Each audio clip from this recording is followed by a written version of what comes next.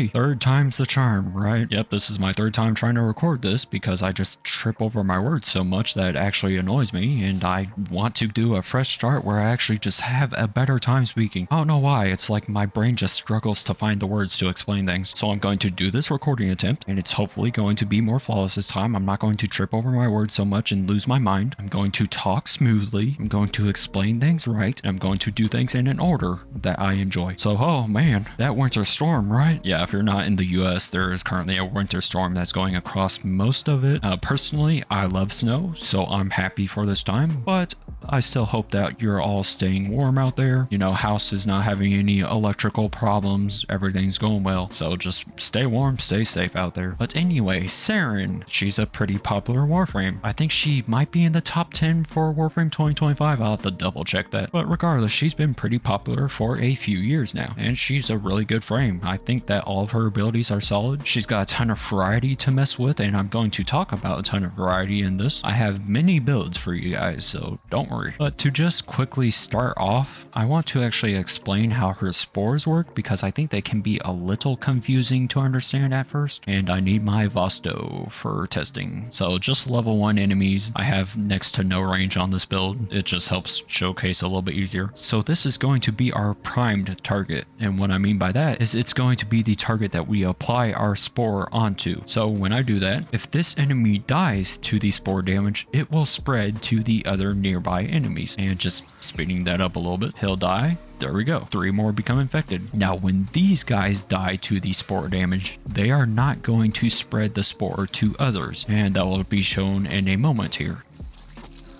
Yep, no spreading. Now, if I replicate what just happened, again, just speeding this up a little bit, but this time I'll shoot a spore on one of the enemies where, okay, I'll do you, I guess. If I pop that spore, it spreads to other enemies, and so on. Gosh, man, that kind of sucks. Those were some awkward placements for spores. Hold on. They really have to be covered like that, huh? Okay, that's fair.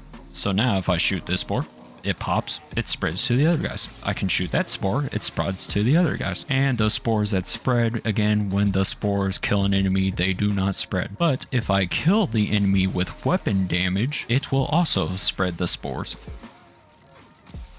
So just shooting at these guys, they're going to die and keep on spreading the spores. He died to the spore, so he did not spread it. There we go, died to the weapon. Also died to weapon.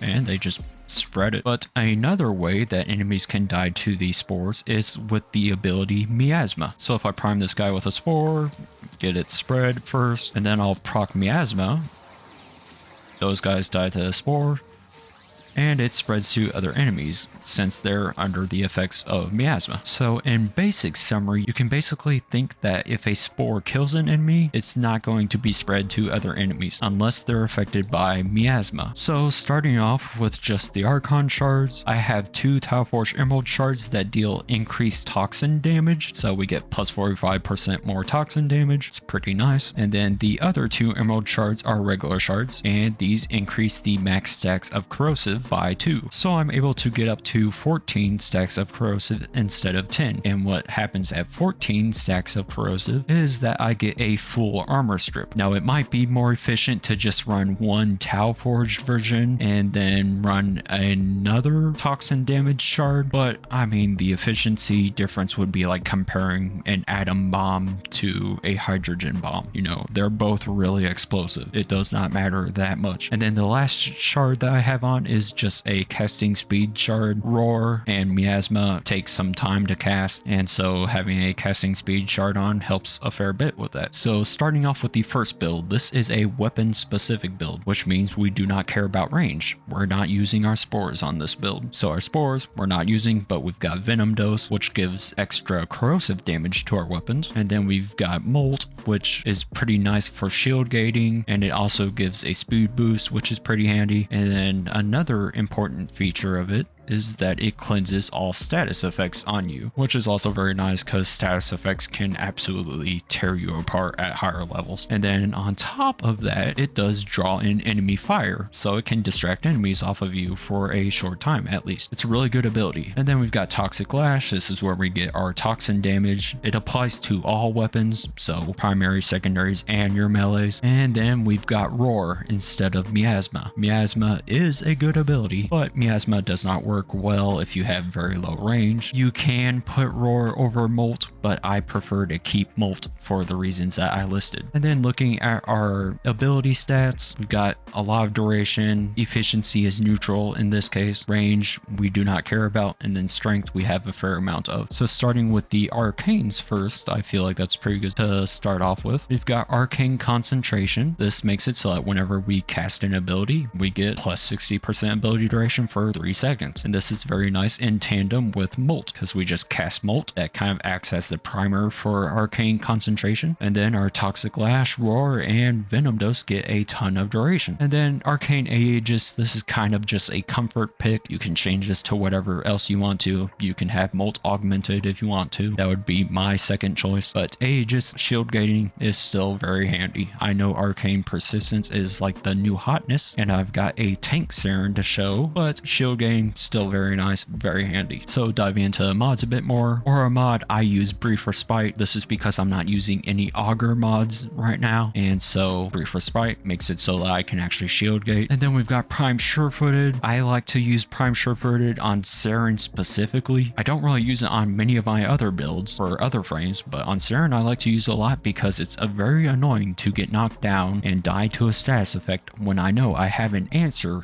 to status effects, which is Molt. And then going forward, we've got Equilibrium. This just helps with energy upkeep a fair bit. Prime Continuity, standard duration mod, always nice. Venom Dose is the augment, and this grants corrosive damage to all of our attacks, and does apply to teammates as well. We're being a bit selfish by running low range, so we're probably not going to give it to teammates. And then we've got Narrow-Minded. We do not care about range on this build, so we get a ton of duration, and that with Prime Continuity makes for a lot of duration on our abilities. Like Toxic Lash right here is 101.93 seconds. And then Transient Fortitude, since we have so much duration, we can forfeit a little bit of it for extra strength. Intensify is again extra strength, no other downsides. And then Prime Flow, Saryn gets a ton of energy. She's definitely on the higher end of energy. 855, that's a fair bit. And then the Flex slot is catalyzing shields. Pretty much what I'll put in place of it sometimes is Primed Redirection if I'm just running like lower level missions or I'm playing public squads. You know, Primed Redirection with Arcane Aegis is a good combo. You don't really have to worry about dying, and you don't really have to focus on shield gating by any means. Sometimes I'll run Blind Rage for the fun of it. You get a ton of strength, which with all this weapon buffing is a ton of extra damage. The one downside I would kind of say to this is that starting the mission can be a little bit rough because you start with 120 energy, which is enough to activate Toxic Lash and Venom Dose, but you're not able to activate Roar out the gate, and you don't have any excess energy to spend on Molt out the gate. But if you do manage to actually get energy up a bit, you know, when you start getting to like 400 plus energy, you've got all your abilities active, it's then pretty easy to upkeep because Roar, Toxic Lash, and Venom Dose are going to last for a very long time, which means that any excess energy you have, you're going to be spending on Molt, which is going to distract enemies. We're not going to have to cast Molt that often. Something else we can do instead of Flow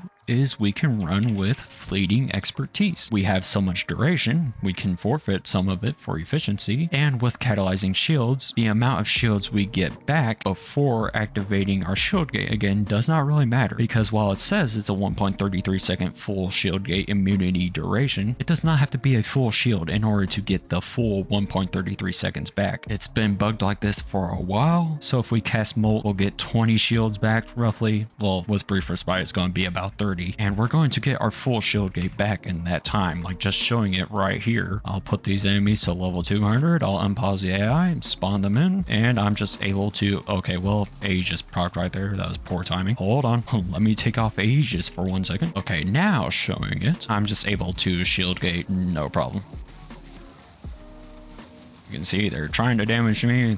they're not really succeeding all that much. And then any status effect that we get on ourselves, we just cleanse away with Molt. I'm able to cast Molt a fair number of times because it costs so little. So there's that for you. Personally, I like to keep on flow instead of fleeting expertise, but I change it around here and there because you get a ton of options. But just having this much duration on is so much fun because proccing Arcane Concentration with Molt, we get 128 seconds for Toxic Lash, we get 115 seconds for Venom Dose, and we get 85 seconds for Roar. That's a ton of duration. So with all that active, any energy that I have, I can just freely spend on Molt, no problem. Now another thing that you can do, which can be a little bit more handy if you have less efficiency, is you do not have to use Molt to proc Arcane Concentration. What you can do instead is you can just double proc Venom Dose, and that will save you a little bit of energy. Like right now, Venom Dose costs 25 energy to activate, while Molt costs 50 energy, so I'll save 25 energy by doing so. But really, you don't have to focus on it that much when you get a ton of energy going. Now this is of course a weapon specific build. If you want to be able to use spores more, because spores are still pretty handy, you can go to this build instead. We lose some duration, a little bit of strength, but we get a ton more range. And then in this case I have Molt augmented and Arcane Concentration on. Arcane Concentration makes it so that we're basically at 215% duration, which is still pretty good. And in this case my survivability is basically just raw shield gating. I could probably take off stretch and put on catalyzing shields there if I want to. I would say this right here is the flex spot, but really I don't use this build too much because I prefer to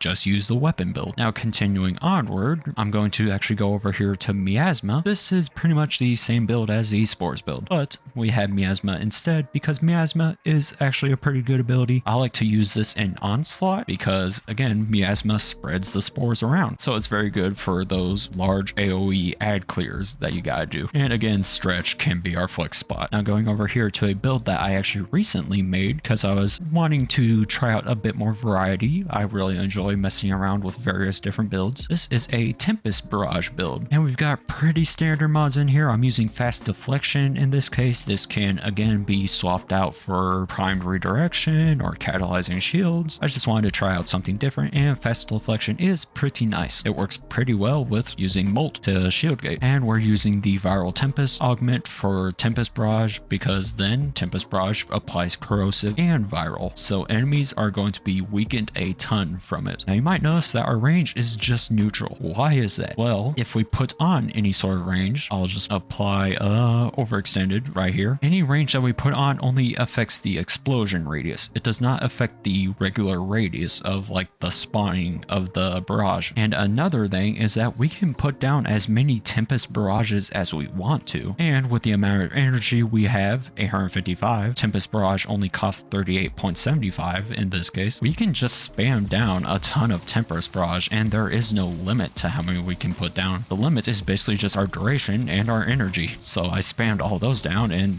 that's how it looks right now. And if I unpause AI, let me quickly grab some energy. If I spawn this on some enemies around, I can just spread it around a bit. I can cast down as many as I want to again. And enemies that are hit are staggered. And again, since it's corrosive damage and we've got our corrosive shards, we're full armor stripping them. They're being fully primed with viral stacks. They're at 10 stacks right now, so this is a pretty safe option. And again, if you want to actually have some more explosion range, you can just put on overextended instead of fast deflection. You don't really need that much survivability with this because Tempest Barrage kind of can be your survivability. And I also have on Arcane Aegis. You can simply put that to Molt augmented if you want to. So with these builds out of the way, there is one thing that I want to mention before I actually talk about weapons, like just showing some examples of how much weapon buffing we're getting from all of our abilities. Arcane Continuity, it does not work on Saryn. Toxic Lash, I guess, is considered weapon damage, which kind of makes sense. Archon Continuity does not make it so that Toxic Lash also applies corrosive. It does make it so that the explosion damage from Molt applies corrosive as well, but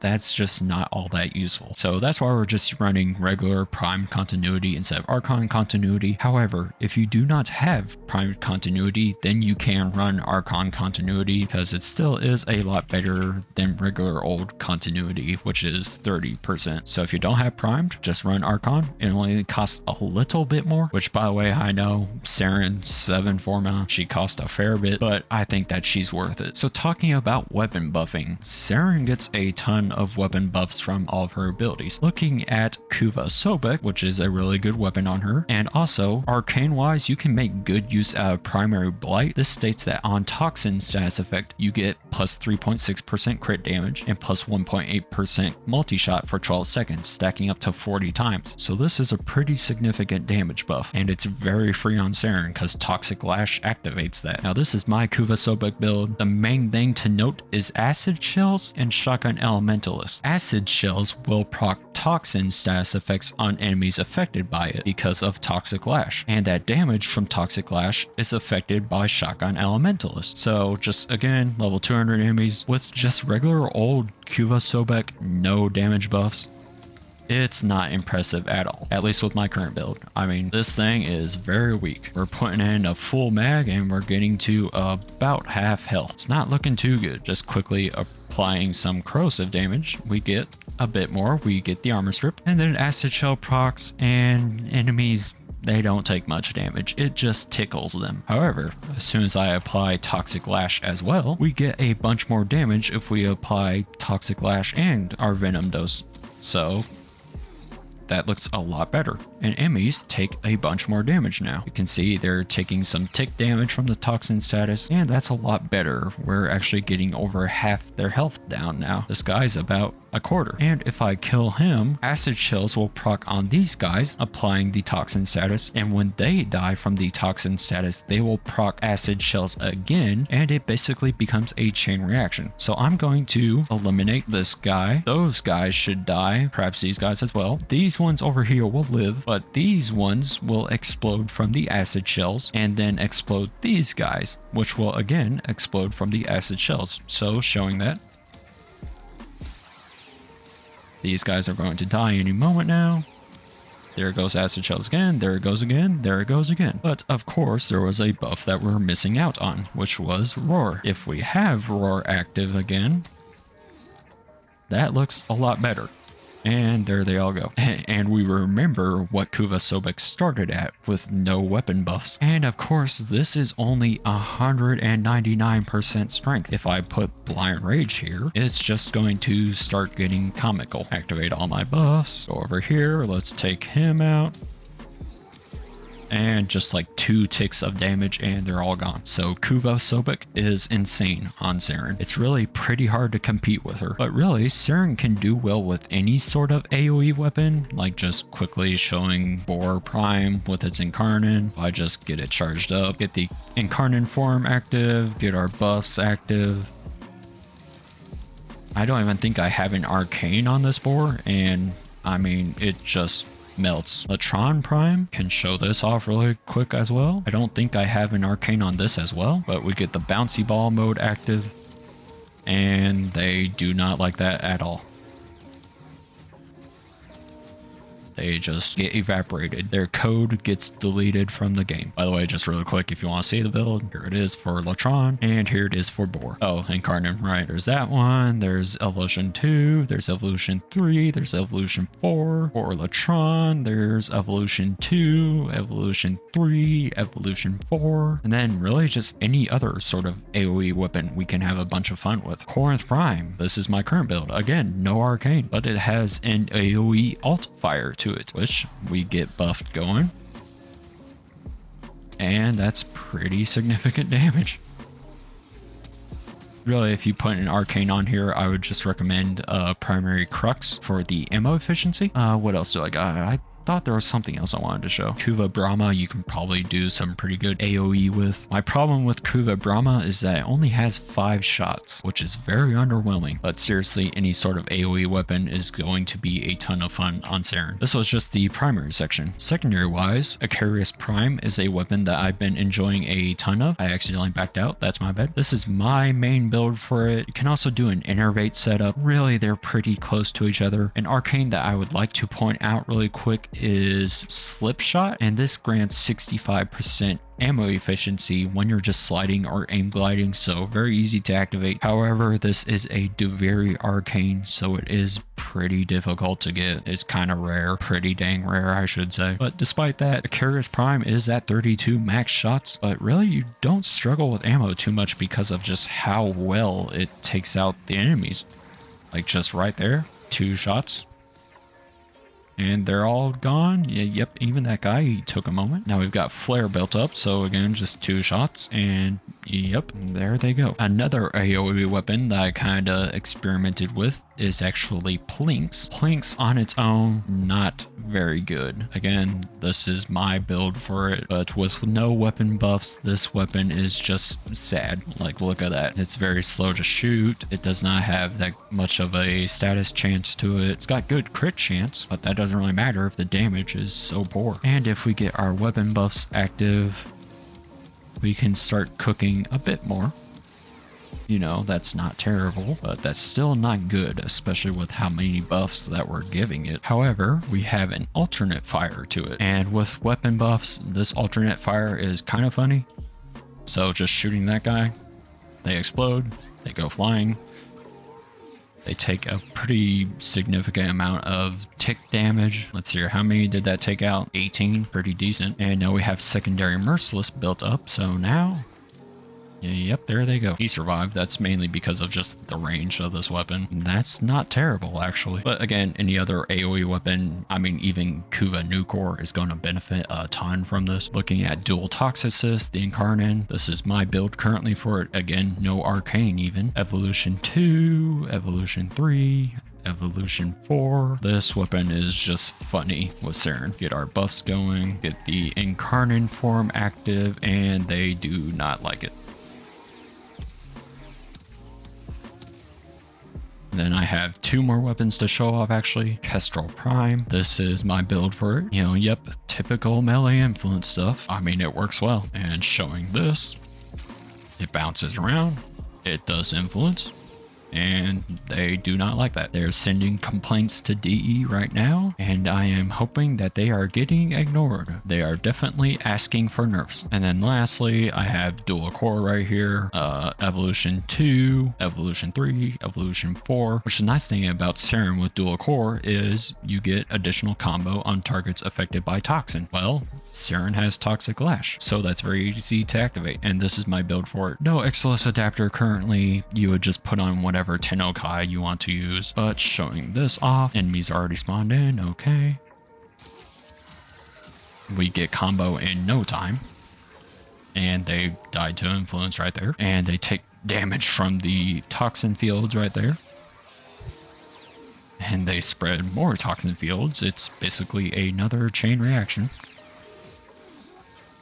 so this can just keep going forever.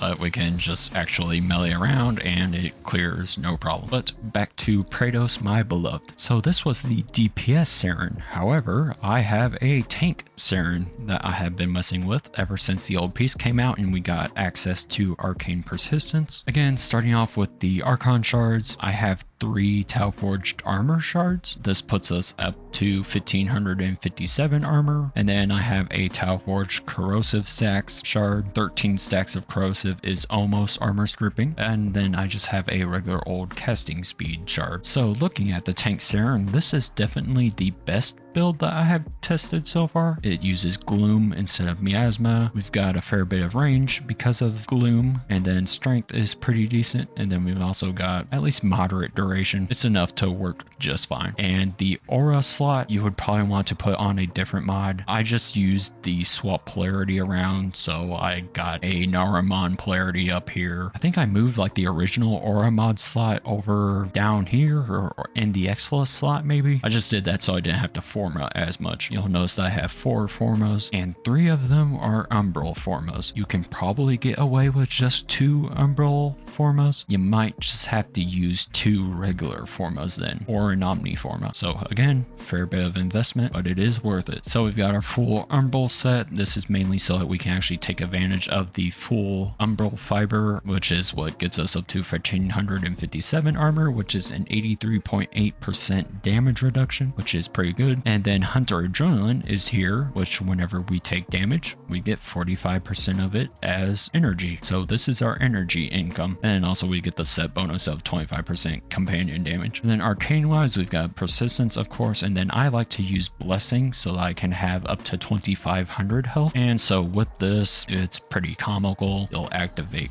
Gloom, you can activate your Toxic Lash and your Venom Dose. We'll unpause the enemies, we'll put a spore on them, we'll spread the spore, and then we're pretty much unkillable right now. Enemies are slowed down, spores are leeching health off of the enemies and giving it back to us, and we can just sit here and pretty much take no damage. Pretty nice stuff. However, I know that people do not care for Gloom that much, some people at least, because you know it might affect your KPM and whatnot, and it can just kind of slow down missions. So I've messed around with a few different builds over here, as you can see. First one is Elemental Ward. In this case, I'm using Rage just because if I wanted to use Hunter Adrenaline, I would need another forma. So I just used Rage instead, and it's not that noticeable of a difference at all. I mean, it's 5%. But Elemental Ward is over Miasma, and what we want to use on it is Cold. So we'll change our color over here to white. We see the Cold symbol now, and then we're getting the Cold bonus from Elemental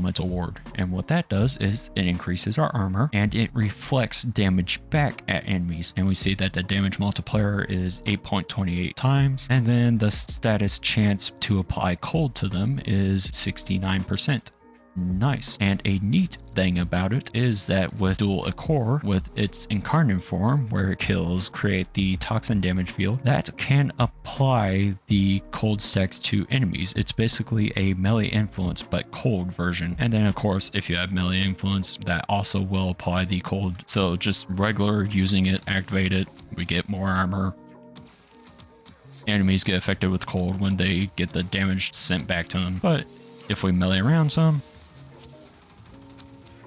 just gotta give it a moment. There we go. Now all the enemies are affected with cold. So this is really nice with the Dual Ichor because Saryn really loves Dual Ichor, and we can just take out enemies no problem while slowing them down with Elemental Ward instead of Gloom. So that's an option. And then for our other arcane, we're using Molt Reconstruct. This is that we heal ourselves and allies within affinity range 6 health for each energy point spent. So with Molt, it costs 77.5 energy right now. I'm just going to like lower, I'll set these guys to like 100 for a second, spawn them in. Let me get my health down a little bit really quickly. Okay, that works. So I'm at 635 health right now, but if I just simply activate Molt, we're up to 1100 now, and then I can of course activate again, and we're back to full HP. And of course, as I take damage with Rage, I get back my energy. So it's kind of just a loop that feeds into itself. And then next, we've got Eclipse. This is pretty much the same build. In fact, it is the exact same build. Eclipse gives a damage reduction or a damage bonus, whichever you prefer.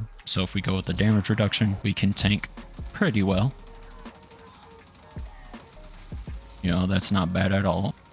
And then of course I can activate Molt for my healing. It also distracts enemies and all the other bonuses that it gives. Or I can go with my damage bonus if I want the extra damage. Maybe the enemies are not dealing that much damage to me, you know. And then the last build I have right here is pretty much the exact same as the Gloom build, but we're using Tharros Strike. And what Tharros Strike does is it reduces the defenses of enemies. So with at least 200% strength, if I activate it, there goes their armor. It's all gone. And you also notice that it staggered them for a moment. And we can of course apply a finisher, but also each hit gives health back depending on your strength. So I have 216% strength on this build. So I'm getting 216 health per enemy hit. So just showing this. I take some damage. There we go. Back to full HP. They get stunned for a moment. Oh, never mind. Oh, status effect. I can cleanse it with Molt. Take some more damage and never mind. Take some more damage. Oh, never mind.